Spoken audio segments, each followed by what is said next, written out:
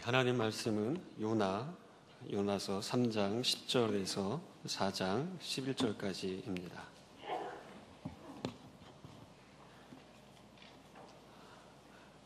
제가 봉독하도록 하겠습니다. 요나 3장 10절부터 4장 11절까지입니다. 하나님이 그들이 행한 것 곧 그 악한 길에서 돌이켜 떠난 것을 보시고 하나님이 뜻을 돌이키사 그들에게 내리리라 말씀하신 재앙을 내리지 아니하시니라. 요나가 매우 싫어하고 성내며 여호와께 기도하여 이르되 여호와여 내가 고국에 있을 때에 이러하겠다고 말씀하지 아니하였나이까. 그러므로 내가 빨리 다시스로 도망하였사오니 주께서는 은혜로우시며 자비로우시며 노하기를 더디하시며 이내가 크시사 뜻을 돌이켜 재앙을 내리지 아니하시는 하나님이신 줄을 내가 알았음이니이다. 여호와여 원하건대 이제 내 생명을 거두어 가소서. 사는 것보다 죽는 것이 내게 나음이니이다 하니 여호와께서 이르시되 내가 성내는 것이 옳으냐 하시니라. 요나가 성읍에서 나가서 그 성읍 동쪽에 앉아 거기서 자기를 위하여 초막을 짓고 그 성읍에 무슨 일이 일어나는가를 보려고 그 그늘 아래 앉았더라. 하나님 여호와께서 박농크를 예비하사 요나를 가리게 하셨으니 이는 그의 머리를 위하여 그늘이 지게 하며 그의 괴로움을 면하게 하려 하심이었더라. 요나가 박농클로 말미암아 크게 기뻐하였더니 하나님이 벌레를 예비하사 이튿날 새벽에 그 박농클을 갉아먹게 하심에 시드니라. 해가 뜰 때에 하나님이 뜨거운 동풍을 예비하셨고 해는 요나의 머리에 쪼임에 요나가 혼미하여 스스로 죽기를 구하여 이르되 사는 것보다 죽는 것이 내게 나으니이다 하니라.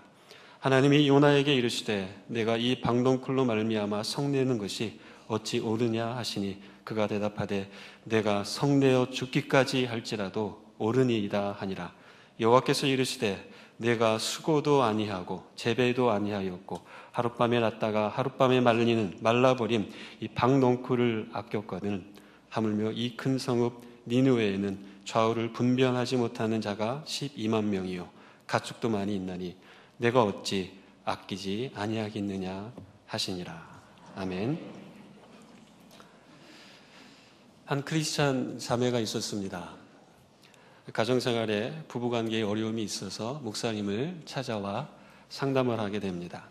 목사님은 너무 안타까워서 그래도 오랜 세월을 같이 살아온 남편인데 좀 사랑할 수 없습니까? 남편을 좀 더 사랑할 수 없습니까? 이렇게 이야기합니다.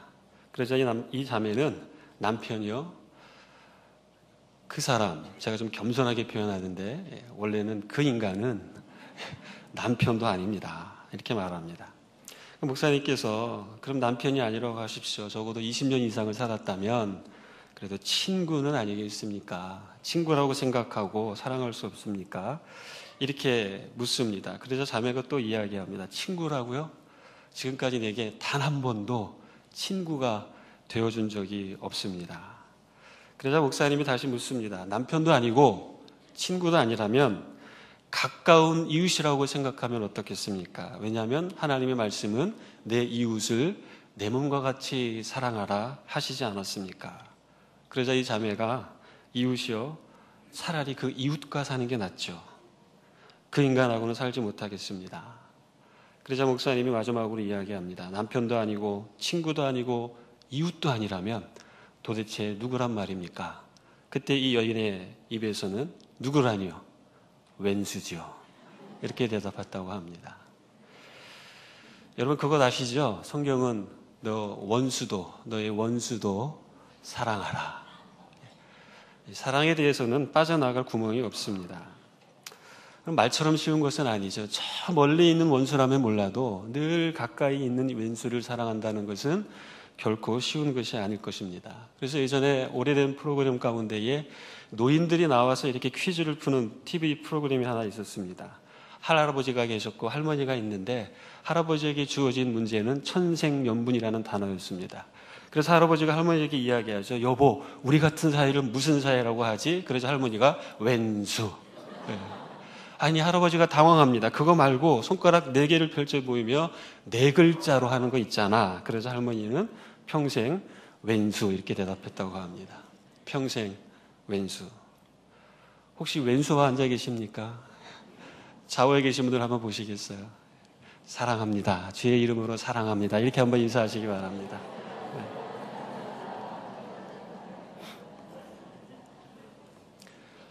설교 시간에 고민하지 마십시오. 내 옆에 앉아있는 나의 배우자가 원수인지 아닌지를 고민하지 마시기 바랍니다. 반항하는 자들을 잡아다가 껍질을 벗기고 산채로 묻거나 태워 죽이고 혹은 눈을 뽑아가지고 꼬챙이로 찌르고 이토록 잔인함을 드러내는 민족이 있었습니다.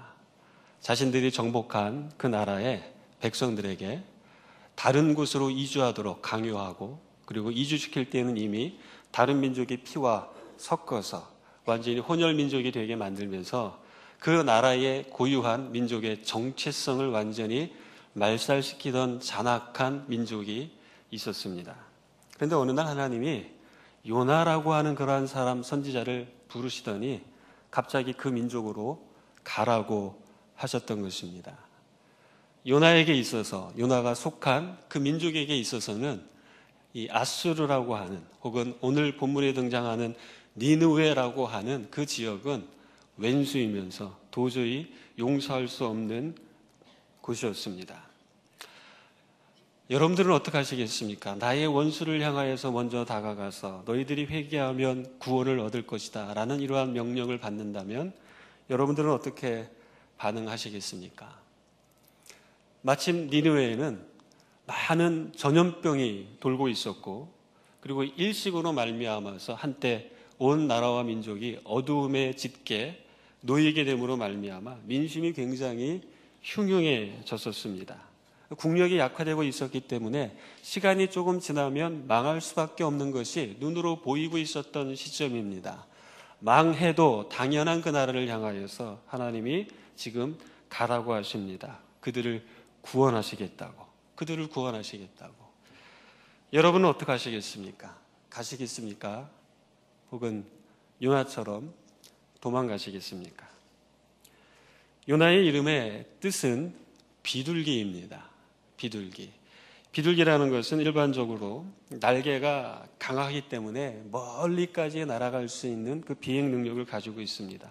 일반적으로 구원 혹은 평화의 상징이라는 뜻이 있습니다. 그런데 하나님은 수백 마일, 수백 킬로 떨어진 니느웨를 향하여서 비둘기라고 이름을 지어놓은 그 요나를 보내고 있는 것입니다. 구원의 메시지, 그들에게 평강을 선포하기 위하여, 물론 회개 후에 다가오는 평화였습니다만 그 메시지를 전파하기 위하여 선포하도록 요나를 지금 사용하고 있는 것입니다.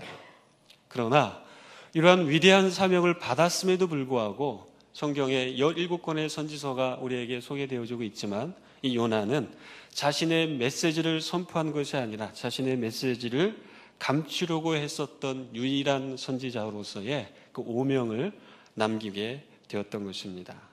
이 요나서를 읽다 보면은 영화의 한 장면과 같은 혹은 영화의 제목과 같은 부분들이 우리의 머릿속에 떠오르게 됩니다. 바라기는 오늘 주일인데 설교가 끝나고 오늘 오후에 시간이 있으시다면 이 요나서 전체, 4장밖에 되지 않는 요나서 전체를 여러분들이 한번 읽어보셨으면 좋겠다는 생각을 합니다. 여러분 요나서를 읽다 보면 도망자라는 단어가 떠오릅니다. 도망자 요나. 또 요나서를 읽다 보면 그 도망간 요나를 끝까지 추격하시는 추격자 되시는 하나님이 이 요나서에 등장하는 것들을 보게 됩니다. 사람을 구원하시겠다고 요나를 니느웨에 보낼 때에 요나는 도망했습니다. 하나님의 긍휼을 잊어버린 채, 하나님의 긍휼을 외면한 채 요나는 자기가 원하지 않는 그 니느웨를 가지 않고 자기가 원했던 곳 도망가는 그러한 길을 선택하여 멀리 떠났던 것입니다. 여러분, 하나님의 긍휼을 잊게 되면 우리의 마음속에는 분노만 남게 됩니다. 내가 받은 하나님의 긍휼을 망각하는 그 순간부터 우리는 다른 사람을 향하여 혹은 내 삶을 향하여서 분노만을 기억하게 되고 드러내게 되는 것입니다. 하나님의 긍휼을 잊음, 하나님의 긍휼을 망각했다. 이것이 바로 요나에게 있어서 가장 큰 문제였고, 요나는 하나님의 그러한 긍휼을 잊음으로 말미암아서 하나님 앞에서 어리석은 모습으로 반응하는 것들을 오늘 요나서를 통하여 우리가 읽었던 4장 말씀을 통하여서 발견할 수 있습니다. 그래서 우리는 이러한 어리석은, 하나님 앞에서 어리석은 모습으로 반응하고 있었던 이 요나의 모습을 통해 몇 가지의 교훈을 함께 살펴보길 원합니다. 첫 번째는 기회를 놓치지 마십시오.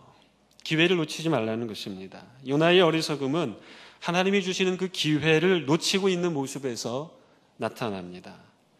요나는 하나님이 사람을 구원하시는 그 일에 참여하며 구원의 도구로 쓰임받을 수 있는 그 멋진 기회를 차버리고 도망갑니다. 도망간다면 어차피 떠날 거라면 하나님이 원하시는 지점으로 가면 될 텐데 어차피 떠났음에도 불구하고 하나님이 원하지 않는 그 지점을 향하여 발걸음을 옮기게 되었던 것입니다. 여러분 기억하십시오. 하나님이 원하시는 그 길에는 생명이 길이 되지만 하나님이 원치 않는 길로 갔을 때에는 사실 사망과 죽음의 길밖에 되지 않습니다. 그뿐만이 아닙니다. 멸망으로 인도하는 그 길을 향하여서 도망갔던 요나는요, 결국 배에서 던져지게 되고 바닷 가운데에 빠지게 됐을 뿐만 아니라 물고기가 결국 그를 삼켜서 그리고 3일이 지난 다음에 물고기가 토해내는 이러한 과정을 통하여서 마지못해 니느웨로 향하여서 발걸음을 옮기게 됩니다. 니느웨, 여러분 끝에서부터 끝에까지 가면 3일 정도의 시간이 소요되는 그러한 성에 들어가서 요나는 마지못해 왔기 때문에 그곳에서 하루 정도의 시간만을 자신이 내면서 3일 길을 걷지 않고 하루 길을 걸으면서 그냥 메시지를 선포하고 맙니다. 불성실하게 감당했다는 것입니다. 여러분, 이 니느웨 성은 언제부터 생겼냐 하면 실제적으로 노아의 홍수 이후에 노아의 세 아들을 통하여서 민족들이 다시 분열되기 시작했을 때 노아의 아들 중에 함이라는 세 번째 아들이 있었습니다. 이 아들의 후손 가운데에 니므롯이라고 하는 사람이 있어요. 이 니므롯이 세운 도시입니다. 니느웨는 그렇기 때문에 원래의 이름은 니므롯이 세운 도시라는 이름의 뜻이 있었던 곳입니다. 그런데 이 니므롯이 세운 이 도시 니느웨 성에 있는 많은 사람들이 섬기고 있었던 신이 있었어요. 그 신이 무슨 신이냐 하면 피쉬입니다. 피쉬. 생선입니다. 물고기. 그들은 물고기 하나님을 섬기고 있었어요. 그래서 상반신은 사람이고 하반신은 물고기. 마치 우리가 만화에서 보는 것과 같은 인어공주와 같은 그러한 신을 섬기고 있었어요. 이것이 일반적으로 우리에게는 다른 곳에서는 다곤이라는 신으로 성경에서는 언급이 되어지고 있습니다. 그런데 여러분, 하나님은 요나가 도망갈 때에 요나를 어디에다 가둬놓으셨냐면 물고기 뱃속에다가 가둬두셨습니다. 하나님이 명령하시니까 요나가 물속에 빠질 때에 그 적정한 타임에 물고기가 순종해서 요나를 삼켰습니다. 하나님이 명령하시니까 그 물고기는 요나를 토해내었던 것입니다. 물고기를 통하여서 삶의 간증을 가지고 있었던 요나, 니느웨 성, 물고기를 섬기고 있었던 그 성에 갔을 때에 자신이 경험한 물고기에 대해서 물고기에게 명령하시니 하나님의 명령에 물고기도 순종하더라. 여러분, 이러한 메시지를 전할 수 있는 얼마나 좋은 기회였습니까?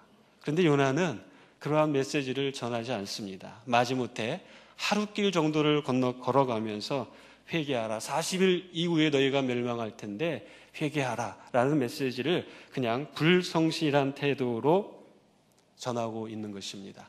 하나님이 주신 그 기회를 불성실한 태도로 날려버리고 있는 것입니다.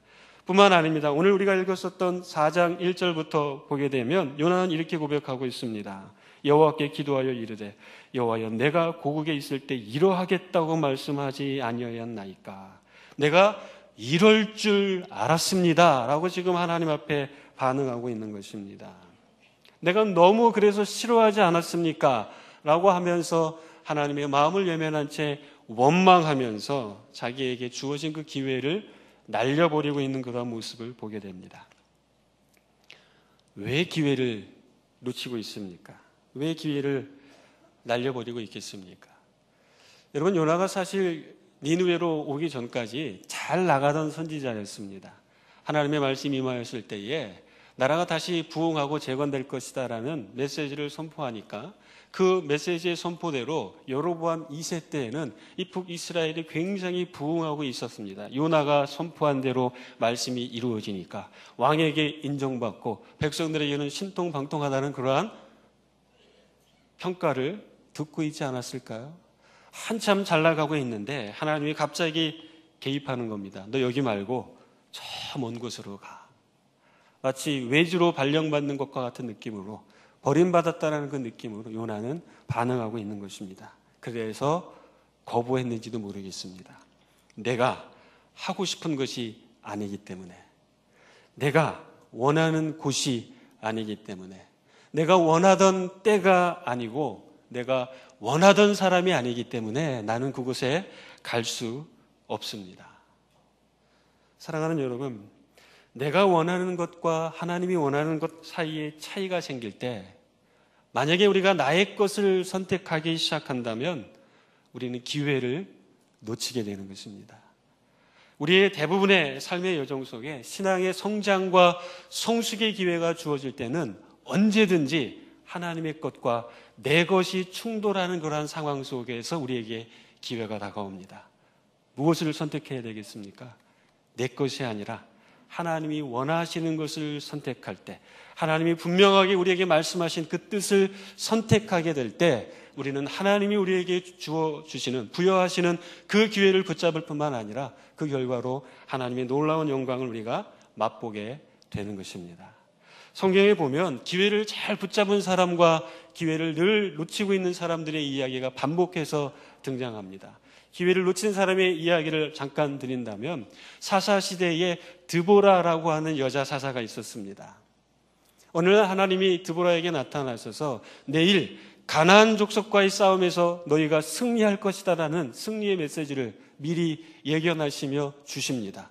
승리에 대한 확신을 그 가슴속에 품었던 이 드보라는 그때 당시 군대 장관이었던 한 남자 장수를 부릅니다. 그리고 그에게 이야기합니다. 하나님이 우리에게 내일 승리를 주신다고 했는데 네가 군대 장관으로서 내일 전쟁에 선봉에 서라.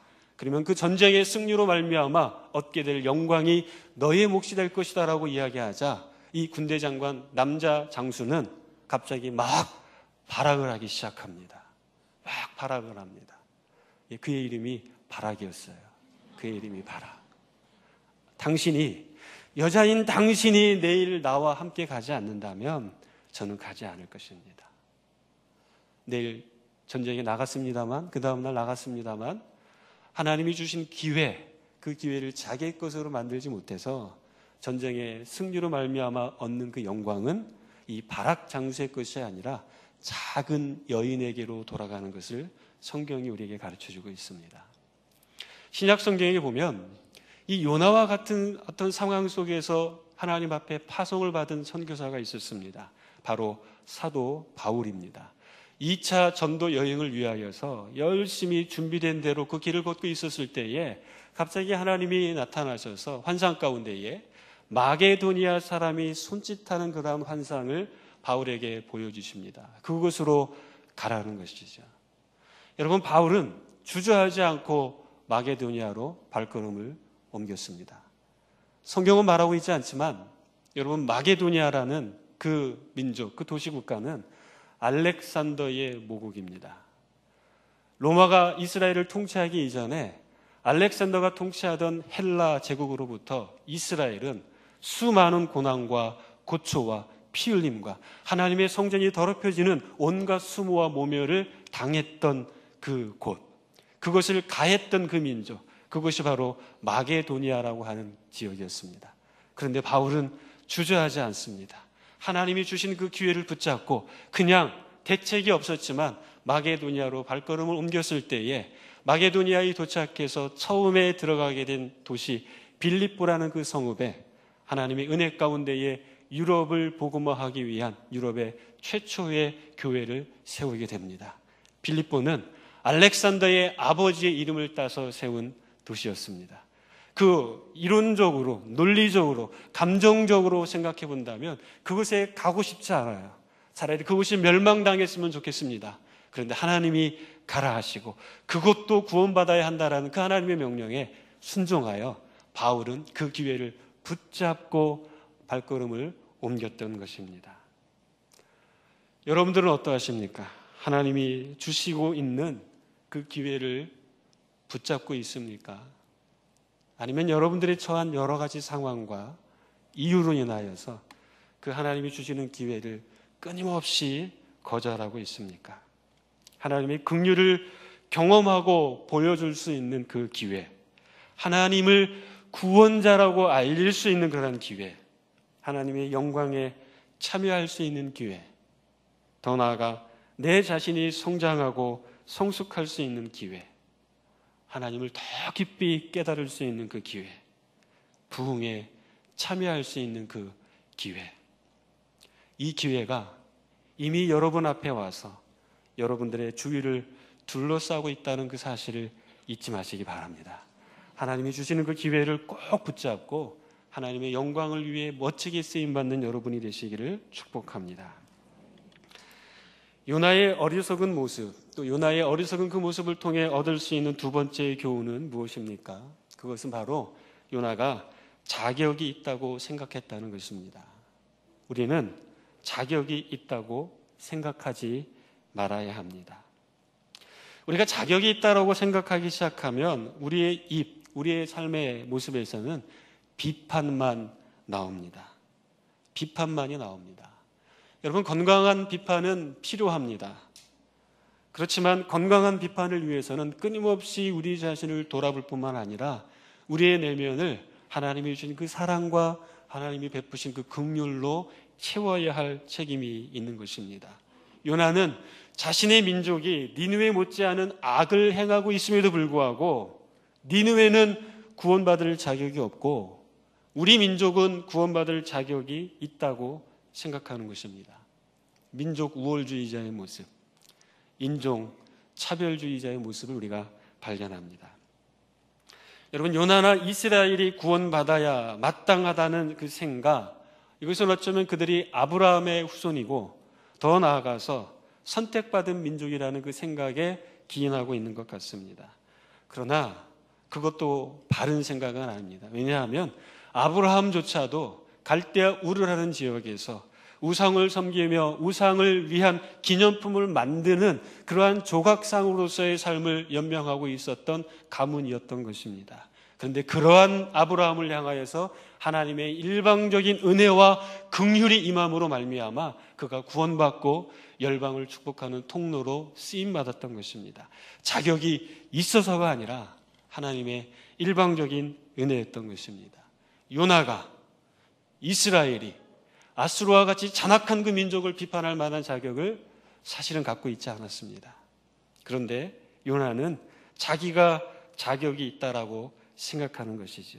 이스라엘이 비록 아수르와 같은 강대국으로 온갖 고난을 받고 있었지만 여러분, 이스라엘 민족 내에서는 강자가 약자를 탈취하고 온갖 부정과 악이 팽배하면서 하나님의 공의가 그 민족 한가운데에 세워지고 있지 않았기 때문입니다. 이스라엘도 요나도 그 누군가를 판단할 만한, 비판할 만한 자격이 없었던 것입니다. 그런데 요나는 그 자격이 있다고 말합니다. 그리고 그렇게 말하면서 행동을 합니다. 내가 하나님을 거부할 수 있는 그러한 자격, 하나님의 부르심에 대한 그것을 거부할 수 있는 그러한 자격, 하나님의 말씀을 향하여 순종과 불순종을 내가 결정할 수 있다는 그러한 생각, 불순종에도 불구하고 나는 구원받을 수 있다는 그러한 생각, 하나님의 결정이 자신의 마음에 들지 않을 때면 자기의 죽음도 함부로 결정할 수 있다는 자격, 내 목숨도 내가 함부로 선택할 수 있다는 그러한 자격, 이것이 요나의 어리석음입니다. 어디까지 가냐면 하나님 앞에 성내어 죽기까지 할지라도 내가 당연하다라고까지 고집할 수 있는 이 오만함의 모습을 요나가 하나님 앞에서 보이고 있는 것입니다. 그래서 어떤 학자는 이 요나의 이 모습을 이야기하면서 누가복음 15장의 이야기를 우리에게 해줍니다. 요나서 1장부터 2장까지 보게 되면 요나가 도망가는 도망자의 모습이 나오는데 이 도망자의 모습은 마치 누가복음 15장에 등장하는 아버지께 내 재산을 주소서라고 이야기하고 타지로 멀리 떠나버리고 있는 집안의 둘째 아들 탕자와 같은 모습으로 우리에게 이야기합니다. 마치 내가 아버지의 것을 내 것이다라고 주장할 수 있다고 생각하는, 자격이 있다라고 생각하는 그러한 탕자. 요나서 3장부터 4장까지 마지못해 니느웨를 향하여 가고 있는 이 요나의 모습 속에서는 탕자의 비유에 등장하는 집안의 큰 형, 집을 나갔다가 돌아오는 그 동생을 내가 언제든지 거부할 수 있다라고 생각하는, 그러한 자격이 있다라고 생각하는 탕자로 비유하기도 합니다. 그렇습니다, 여러분. 요나는 지금 우리에게 구약의 탕자로서의 모습을 보여주고 있는 것입니다. 여러분, 우리는 자격이 없습니다. 우리가 가지고 있는 유일한 자격이 있다면 하나님이 우리에게 베풀어 주신 그 긍휼, 그것을 기억할 만한 자격밖에 없는 것입니다. 엄밀히 말한다면 우리는 아담의 후손으로서 하나님 앞에서 이스라엘도 그 누구도 자격을 따질 만한 존재들은 한 사람도 없다는 것입니다. 아담 이후에 모든 사람이 아담으로 말미암아 범죄했기 때문에 그렇습니다. 그렇기 때문에 하나님은 자격을 따지지 않습니다. 하나님은 모든 사람에게 긍휼을 베푸시고 모든 사람이 구원을 받기를 원하시고 모든 사람이 구원을 받는 데에 저와 여러분과 같은 모든 사람이 쓰임을 받기를 원하는 것입니다. 자격이 있어서가 아니라 하나님의 긍휼 때문이라는 것입니다. 하나님의 구원과 은혜는 자격이 있어서가 아니라 하나님의 긍휼로 말미암아 우리에게 주어지고 있기 때문에 그런 것입니다. 스스로 속지 마시기 바랍니다. 스스로 속지 마십시오. 내가 자격이 있는 것처럼.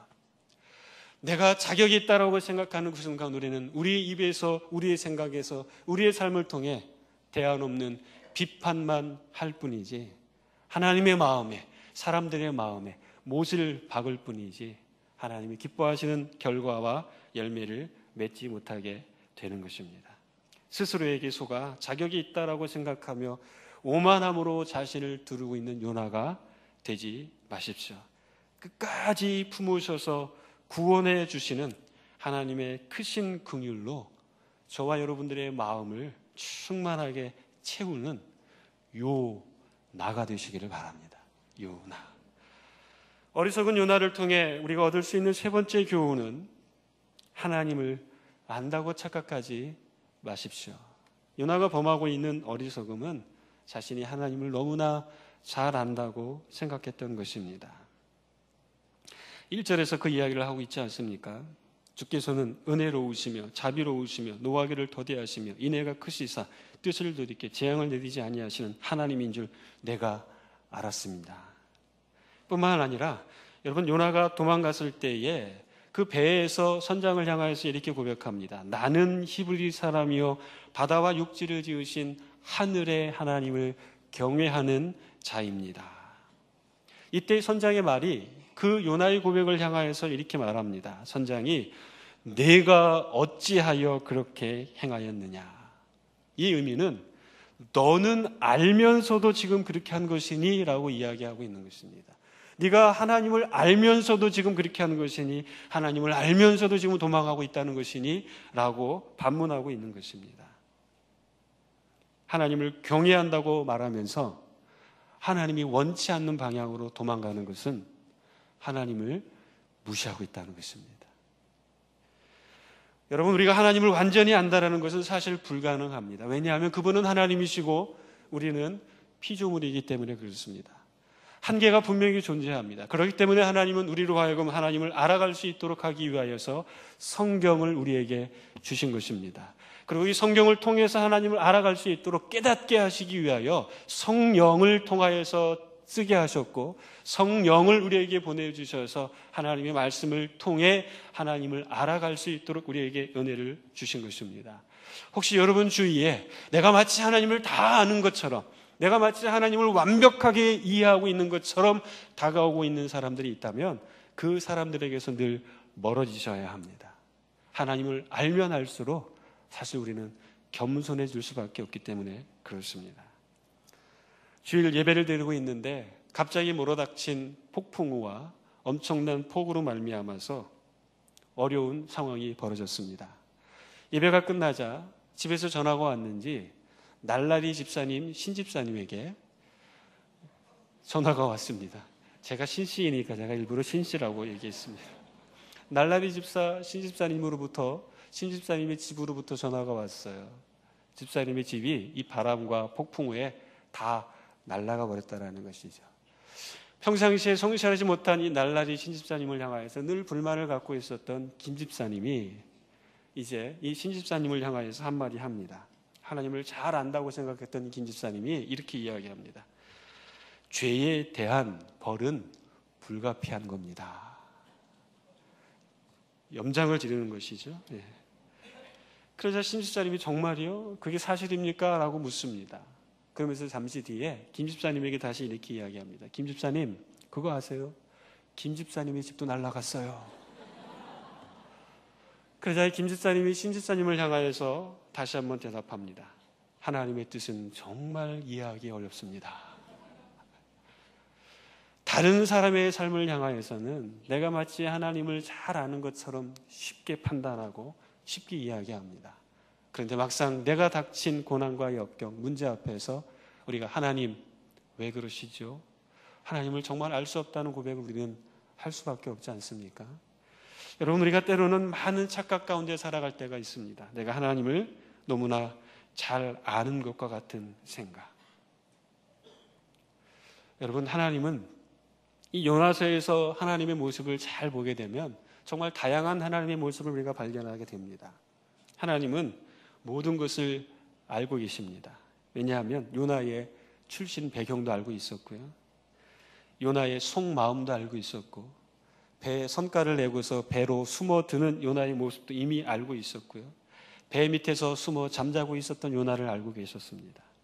니느웨의 타락상도, 니느웨의 인구까지도 하나님은 다 알고 계셨습니다. 뿐만 아니라 하나님은 어디에도 계십니다. 요나가 잠을 자던 배 밑바닥에도 있었고, 좌우를 분별하지 못하는 타락의 도시 니느웨 한복판에도 하나님은 계셨습니다. 그들이 연출하고 있는 그 도덕적 타락의 그 한복판에도 하나님은 계셨습니다. 그것이 좋아서가 아니라 그들을 그곳으로부터 꺼내기 위하여서 하나님은 늘 그곳에 계셨던 것입니다.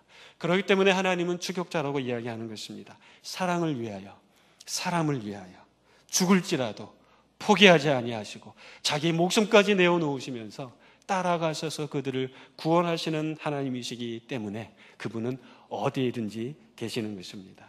뿐만 아니라 하나님은 말씀하시죠. 요나에게 말씀하셨습니다.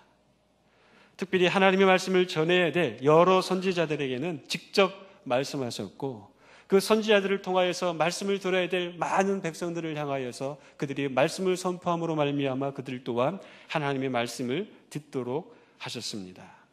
먼저 믿은 자들을 통하여 아직 믿지 않는 자들이 듣도록 하나님은 말씀하십니다. 사람이 말을 듣지 않으면 가끔은 나귀와 같은 그 동물이 말을 하게끔 함으로 말미암아 사람들로 하여금 깜짝 놀라게까지 하시면서 끊임없이 말씀하셨던 것입니다. 하나님은 또한 전능하신 분으로 요나서에 등장합니다. 제비를 뽑았는데 딱 요나가 걸리게끔 하셨습니다. 또한 인간을 구원하기 위하여서 자연을 부리기까지 합니다. 태풍을 보내셨죠. 바다가 흉흉하게 거세지게 하나님이 만드셨습니다. 때로는 바다를 잔잔하게 만드셨고 필요할 때는 물고기를 예비하셨습니다. 요나를 던져버릴 때에 때마침 그 큰 물고기가 나타나서 요나를 삼켜버리게끔 했습니다. 사람들은, 많은 학자들은 이것 가지고 또 논쟁을 합니다. 과연 이 물고기가 어떤 물고기냐? 어떤 사람들은 그냥 큰 물고기다. 어떤 사람들은 포유류의 고래였을 것이다. 이거 갖고 싸웁니다. 왜냐하면 어느 것이냐에 따라서 요나가 물고기 뱃속에 있었던 그 상황이 얼마나 고통스러웠느냐, 덜 고통스러웠느냐, 이것이 결정되어지기 때문에 이거 갖고 논쟁을 합니다. 근데 여러분, 이미 이 요나서가 기록될 당시에는 지금과 같은 동물 분류법이 존재하지 않았습니다. 그냥 큰 물고기가 맞는 거예요. 갑자기 하나님이 가라하셔서 입을 벌렸는데 갑자기 생각하지 못한 요나를 삼킨 이 물고기는 3일 동안 소화불량에 걸렸을 거예요. 속이 굉장히 힘들었을 것입니다. 그러나 중요한 것은 하나님이 말씀하시니까 물고기도 움직인다는 것입니다. 물고기조차도 순종한다는 것입니다. 하나님이 말씀하시니까 박농쿨조차도 갑자기 번성하기 시작하고, 하나님이 말씀하시니까 그 싱싱했었던 박농쿨이 하루아침에 말라버리는 이러한 현상 속에서 우리는 구원을 위하여 하나님이 끊임없이 일하시고 자연을 움직이시는 하나님의 신선한 모습을, 능력 있는 모습을 발견하게 되는 것입니다. 우리가 그렇기 때문에 돌이키기만 한다면, 우리가 회개하기만 한다면 하나님은 그분의 마음을 움직이시는 겁니다. 이게 성경이 우리에게 가르쳐주고 있는 것입니다. 멸망을 선포하러 간 것은 멸망시키기 위함이 아니라 그곳을 구원하기 위한 메시지를 주기 위함인데, 사람들은 멸망을 선포하는 그러한 하나님을 향하여서 잔인한 하나님으로 오해하고 있습니다. 우리가 행하고 우리가 자행하고 있는 인간의 타락한 모습을 돌아보지 못한 상태에서 멸망시키는 하나님을 향하여서만 비난을 합니다. 여러분, 오해하지 마십시오. 하나님은 정말 그곳을 멸망시키기 위해서가 아니라 그것을 구원하고 그곳을 하나님이 원하시는 자리로 변화시키기 위함이라는 사실을 잊어서는 안 됩니다. 오늘 우리는 지금 하나님을 경외한다 생각하면서 이 자리에 앉아있지 않습니까? 저와 여러분이 하나님을 안다라고 생각하기 때문에 지금 이 자리에서 예배드리고 있지 않습니까? 정말 그분을 알고 계십니까? 정말 그분의 마음을 이해하고 있습니까? 혹시 저와 여러분이 하나님을 안다고 이야기하면서 하나님의 마음을 이해한다고 하면서 하나님이 원치 않는 그 방향으로 걷고 있지 않습니까? 그렇게 말하고 있지 않습니까? 그렇게 행동하고 있지 않습니까? 어쩌면 의도적으로 하나님을 향하여 모르쇠로 일관하면서 반항하고 있지는 않습니까? 우리가 정말 하나님을 안다면, 사랑하는 여러분, 하나님을 알고 믿고 예배하는 것과 우리의 삶은 늘 연관성이 있어야 하는 것입니다.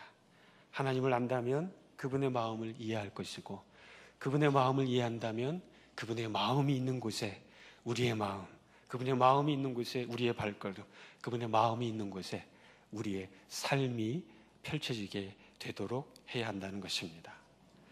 사랑하는 여러분, 하나님을 안다고 착각하는 요나를 향해 하나님은 그를 품으시며 알려주고 계십니다. 우리 다 같이 한번 10절과 11절의 말씀을 읽어보도록 하겠습니다. 10절과 11절 말씀입니다. 시작. 여호와께서 이르시되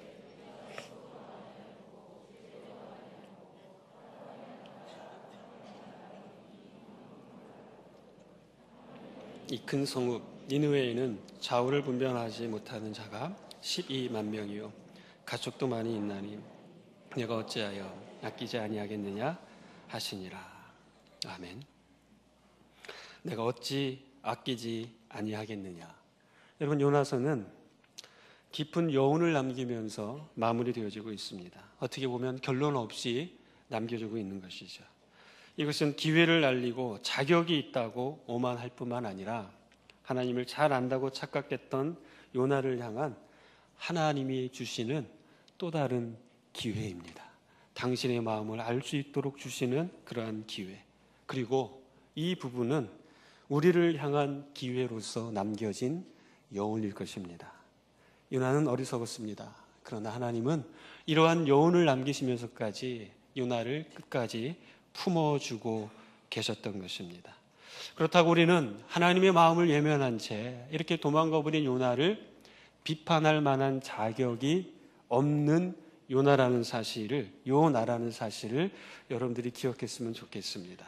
하나님은 지금 요나에게 기회를 주셨던 것처럼 저와 여러분들을 향하여서도 계속해서 기회를 주고 계십니다. 이미 구원을 얻은 분들이라면 이 구원의 소식을 전할 수 있는 그러한 기회, 아직 이 자리에 구원을 얻지 못한 상태에서 떠밀리듯이 나온 사람들에게는 구원을 받을 수 있는 그러한 기회, 이 기회를 거부하지 마십시오. 여러분, 이 기회를 꼭 붙잡기 바랍니다. 뿐만 아니라 하나님은 우리를 향하여서 니느웨를 판단할 자격이, 그 누군가를 판단할 자격이 없다라는 사실을 알려주고 있습니다. 우리에게 자격이 있다라는 그 한 가지 사실은 하나님의 은혜와 긍휼을 기억할 수 있는 그러한 자격, 그것만을 기억하며 사시기를 바랍니다. 뿐만 아니라 하나님은 우리를 향하여서 당신을 참 많이 알기를 원하십니다. 정보를 통한 알미 아니라 우리의 삶 속에서 그분의 마음을 공유하고 그분이 원하시는 곳을 향하여 발걸음을 옮기는 여정 속에 하나님을 더 깊이 경험하고, 이 경험이 죽은 지식이 아니라 우리의 산 지식이 되어서 그분과 함께 했었던 많은 이야기, 그분과 함께 했었던 많은 추억의 이야기거리, 간증거리를 우리로 하여금 우리의 삶에 많이 남길 수 있도록 원하시고 있는 것입니다.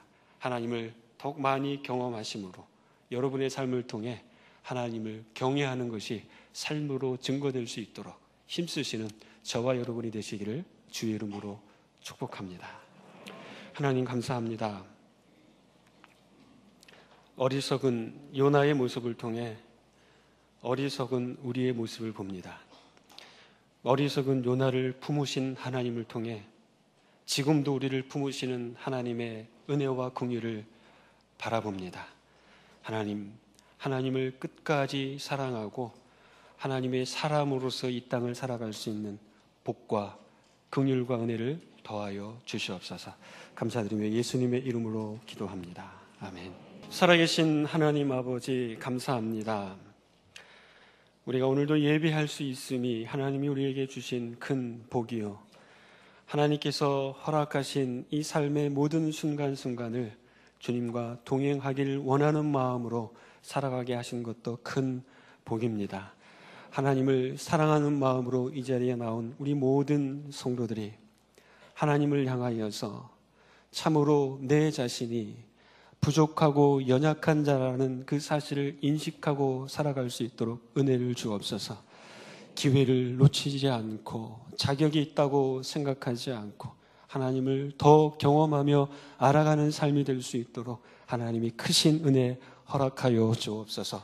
하나님이 허락하신 그러한 물질을 우리의 마음을 담아 하나님 앞에 올려드립니다. 모든 것이 주님께로부터 시작되었고 주님께서 허락하신 것이기 때문에 이것을 고백하는 믿음으로 마음을 담아 드리는 성도들을 하나님께서 하늘의 복으로 덧입혀 주시옵소서. 그리하여 선한 일에 열심하는 하나님의 친백성이 될 수 있도록 더욱 필요한 것들을 공급하시고 흐르고 넘쳐서 더욱 많은 사람들에게 나눌 수 있는 복된 삶이 될 수 있도록 역사하여 주시옵소서. 가정을 주님의 가정으로 더욱 세워주시고 자녀를 주님의 자녀로 더욱 세워주시며 우리들의 삶의 터전과 직장과 학업 위에 하나님의 사람으로서 하나님을 드러내는 멋진 장이 되도록 역사하여 주옵소서. 지금은 우리 주 예수 그리스도의 한없는 은혜와 하나님 아버지의 극진하신 사랑과 성령의 내주 감화 감동하심이 하나님이 주시는 기회를 붙잡고 늘 내가 자격 없음을 생각하며 하나님의 긍휼을 기억하고 살아가는 하나님의 백성들, 하나님을 더욱 알아가고 사모하기를 소망하는 사랑하는 모든 성도들과 가정과 직장과 일터 위에 지금부터 영원까지 함께 하시기를 간절히 축원하옵나이다. 아멘.